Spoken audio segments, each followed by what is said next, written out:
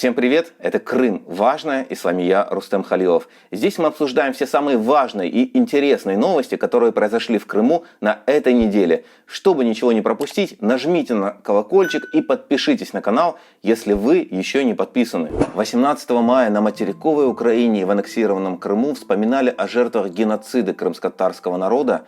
Накануне 18 мая нескольким активистам на полуострове российские правоохранительные органы вручили предостережение, цитирую, о недопустимости нарушения закона, в частности организации митингов и акций 18 мая. Активист крымско-татарского национального движения Нариман Джелял рассказал Крым-Реалии, что содержалось в этих предостережениях и кто обычно их получает. Это стандартные предостережения, их формулировки с небольшими изменениями кочуют уже из документа в документ. У некоторых моих коллег, да и у меня, наверное, тоже уже более десятка, наверное, скопилось их за все эти годы.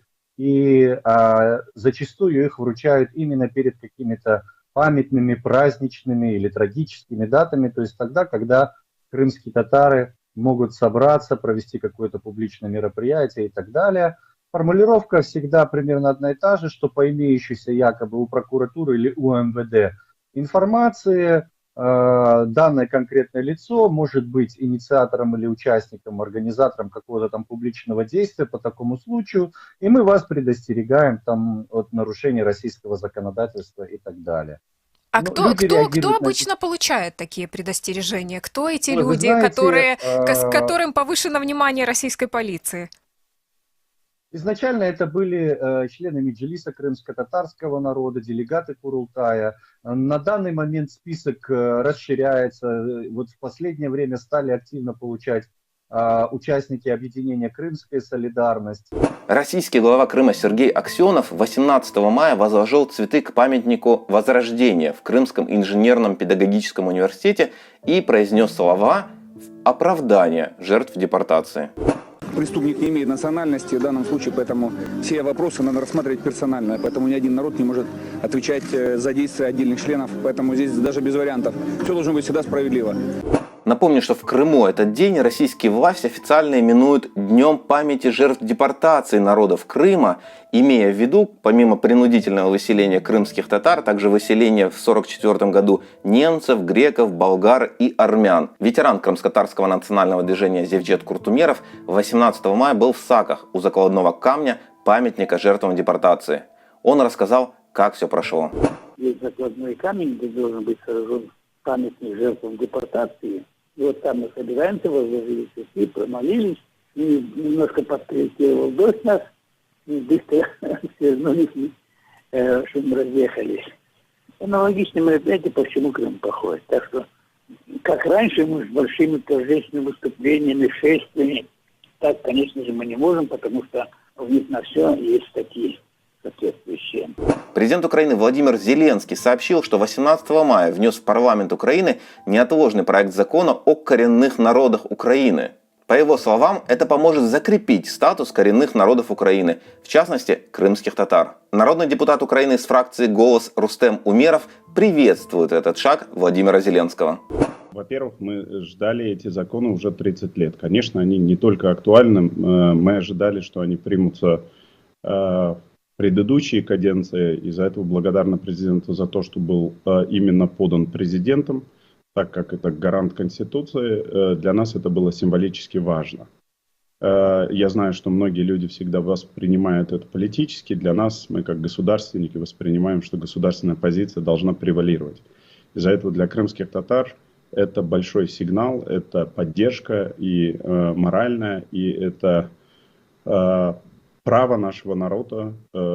Соответственно, в Конституции уже было в статьях указано, что коренные народы есть в Украине, но нужно было принять ряд законов, именно закон о коренных народах, и дай бог в будущем мы будем принимать законы о статусе крымско-татарского народа и придем, наверное, к концу к тому, чтобы изменить и Конституцию Украины, часть 10 по Автономной Республике Крым и Севастополя. 5 юридических лиц получили аккредитацию на взыскание долгов жителей Крыма перед украинскими банками. Об этом сообщают крымские СМИ со ссылкой на анонимные телеграм-каналы. Как пишут журналисты, первыми требования о погашении задолженности начали получать те, кто не зарегистрировался в Российском фонде защиты вкладчиков. Пишут, что проценты по некоторым кредитам уже значительно превысили размер первоначальных займов. Эти задолженности образовались после того, как Россия провела так называемую национализацию активов украинских банков в Крыму. Украинский Ощадбанк и Приватбанк подали иски в международные арбитражи, требуя от России компенсации. А тем временем задолженности крымчан перед украинскими банками начали продавать третьим компаниям. Глава Координационного центра правозащитного комитета «Дело чести» в Крыму Виктория Жуковская раскритиковала попытки украинских банков взыскать долги с крымчан. Я вам хочу сказать, что такой уже совсем прямой беспредел, который происходил в связи с непонятной ситуацией, он происходил в 2014-2015 году. Сейчас, в принципе, у нас в Крыму все отношения регулируются по бывшим украинским кредитам, регулируются такой вот дочкой дочерняя компания агентства по страхованию вкладов Российской Федерации, сейчас якобы является собственником Севастополя, фонд защиты вкладчиков.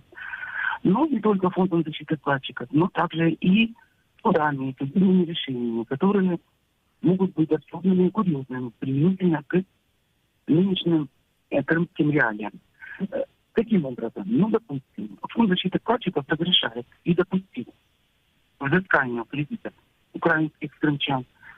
Раньше было 3 компании, сейчас, по-моему, 5. Неважно, какие они там юридреса меняют, все юридреса не крымские. Крымских нет, потому что Крым не признан как часть территории считается в международном праве в банковской структуре. И поэтому никаким образом компания крымская не может взыскать крымчан кредиты. Вот это Краснодарский край, да? Вот они, большая часть этих компаний да, зарегистрирована. В основном есть Краснодарский, есть Санкт-Петербург. Краснодарский край — это аффилированная компания, кстати, украинская, которая предоставила фонд защиты вкладчиков, так называемый значит, договор о переступке права требования. Потом она признала Крым. В этом так и написано, что краснодарская компания и украинская компания при покупке кредитного портфеля Кидобанка Украины в размере 144 миллиона гривен, значит, предоставили они платежку, что они купили за 18 тысяч рублей. Ну, грубо говоря, за $300, если это кредит. Кредитный портфель. Они в пункте договора 11.3 указали, что стороны договорились, что Крым является в кавычках оккупированным территорией. И я вам хочу сказать, и фонд защиты вкладчиков, и арбитражный суд Республики Крым по такому договору взыскал вот крымского предприятия огромную сумму, там 200 с чем-то миллионов рублей. И да, этот арбитражного судья был уволен, но другие судьи остались вершить правосудие вот в том же формате. Причем ни Калуга кассационная инстанция, ни Краснодарский кассационный суд вообще не понимают, что происходит в Крыму, и поэтому им проще написать бред и отпрыгнуться от этих решений. Руководитель общества с ограниченной ответственностью РИТом Петр Ярошенко рассказал, что его компания пытается взыскать с крымчан задолженности по кредитному портфелю OTP банка на сумму около 500 миллионов гривен. По какому пакету кредитных договоров, да, у вас есть право взыскания? По каким суммам? Банку. По OTP банку. OTP банку, да, там у нас где-то на, я не помню, там на 400 или на 500 миллионов гривен. Скажите, пожалуйста, сколько должников в эту сумму входит? Должников там, я не помню, кажется, человек, наверное, 200 или 220, что-то такое. Угу. Насколько... Я не ошибаюсь, там меня занимаются, да, ребята. Насколько успешно идет ваша работа? Ну, сейчас дело все прошли, мы судовые эти самые, просто сейчас проблема в ФЗВ, фонд защиты вкладчиков есть такой. Вот у них нет денежных средств, чтобы возмещать, потому что тут в России немножко другая схема взыскания. Понимаешь? Там ты не имеешь права напрямую обращаться к должнику. Все через фонд защиты вкладчиков. Вот там у нас прошло сейчас 6 или 7 дел, короче, или 10 дел что-то прошло. Потом же там много им посписывали долгов там до 5 миллионов рублей. Ну там есть вопросы. Пока мы еще ничего пока ни с кого не взыскивали. Ну а вот позитивных для вас решений судов на какую сумму вы получили? Ну, позитивных, наверное, $200 $200 получили. Ясно. И вот в Крыму средства массовой информации пишут о том, что работают коллекторы, вот приводят список из 5 организаций аккредитованных, да, и называют их коллекторскими, в том числе и вашу. Что вы можете сказать, работаете ли вы вот теми методами, да, о которых пишут средства массовой информации, там психологическое давление? Все это вранье полное. Все полное вранье там. Пишут, тут очень жестко, четко регламентируют. Тут намного больше порядка, чем в украинском законодательстве. А вот украинский экономист, управляющий партнер национальной антикризисной группы Тарас Загородний, считает, что в глобальной банковской системе долги просто так исчезнуть не могут. Чем интересны долги? Тем, что их можно продать. Да? То есть вот передать какие-то обязательства, которые у вас есть, например, перед банком, третьему лицу, а тот может быть еще одному лицу, и в результате все равно эти обязательства никуда не исчезают. Приватбанк, когда он был национализирован, когда он работает на территории Украины, если у него есть не долги, которые не погашаются, им, банкам, невыгодно держать эти долги у себя. Почему? Потому что им нужно резервы дополнительные создавать. То есть если там был, например, долг 100 тысяч, то банку нужно еще дополнительно 100 тысяч для того, чтобы связывать свои деньги. Поэтому им выгоднее продать эти долги. Например, с дисконтом приблизительно 80-90%. Да? То есть если долг 100 тысяч, то они продают, предположим, этот долг по 10 тысяч, например, коллекторской компании, не обязательно сразу российской, да, они продают, например, могут украинская, а украинская уже российская продать, да, а дальше они просто приходят к жителям Крыма и говорят: ребята, у вас просрочка по выплатам, у вас долг основной, у вас еще издержки на судей, на судебные издержки, ну и у вас еще просрочка просто дополнительно, просто от нас там, да. Вот, собственно, и вся история, поэтому, конечно же, долги будут выбивать. Напоминаю, что следить за актуальными новостями вы можете на сайте Крым Реалии. Слушайте радио Крым Реалии на частоте 648 АМ, смотрите наши эфиры на Ютубе, подписывайтесь, чтобы ничего не пропустить, и следите за нами в социальных сетях. Мы есть практически везде. Глава российского парламента Крыма Владимир Константинов в эфире радио «Спутник» в Крыму заявил, что так называемые группировки ДНР и ЛНР не вернутся под юрисдикцию Украины. Также он заявил, что крымчане и жители Донбасса неразрывно связаны общей историей.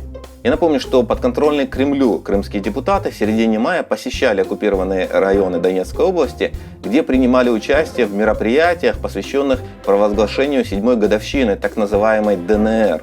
А Константинову и вовсе вручили знак отличия за так называемые заслуги перед ДНР. Крым Реалии готовы предоставить возможность Владимиру Константинову прокомментировать заявления, прозвучавшие в эфире.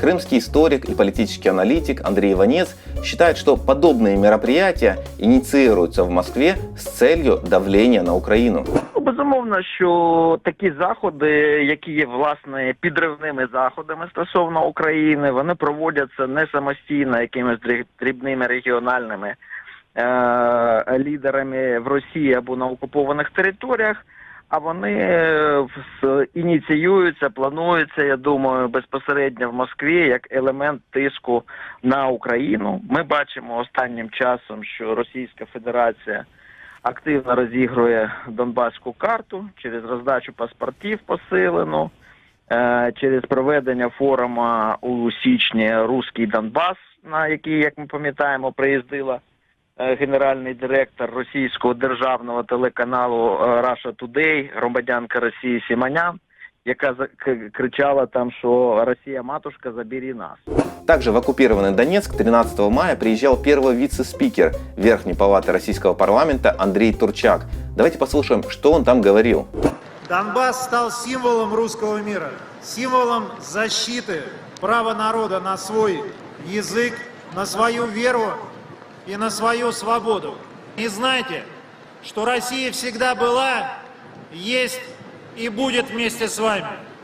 Украинский политолог Валерий Дымов говорит, что таким образом Россия поднимает ставки в гибридной войне против України. Тут в даному випадку було сказано для тих, хто готовий почути те, до чого вони готові, що вони готові слухати. Зрозуміло, що це ніяк не стосується тих людей, які ніколи не вважали і не вважатимуть окуповані території Криму і окремих територій Донецької, Луганської областей тими, що Росія зараховує до руського миру. Зрозуміло, що це якраз для тих, хто вважає себе тими русскими або зараховує себе до представників руського міру. А вони є і на Заході, вони є і в Росії, і що гріха таїти, вони є і на окупованих Росією територіях, де деяких людей взяли практично в заручники. Вони вважають, що це русські і певною мірою намагаються нав'язати такого роду концепт і світові, де вони говорять про те, що кримське питання вже закрите, і піднімаючи ставки в гібридній війні, говорячи про те, що Росія ніколи не залишить своїх співвітчизників, роздаючи уже сотни тысяч паспортов на оккупованных территориях. Это были все самые важные и интересные новости уходящей недели. Подписывайтесь на нас в социальных сетях, ставьте лайки, оставляйте комментарии, слушайте эфиры радио Крым Реалии. С вами был Рустем Халилов. Пока.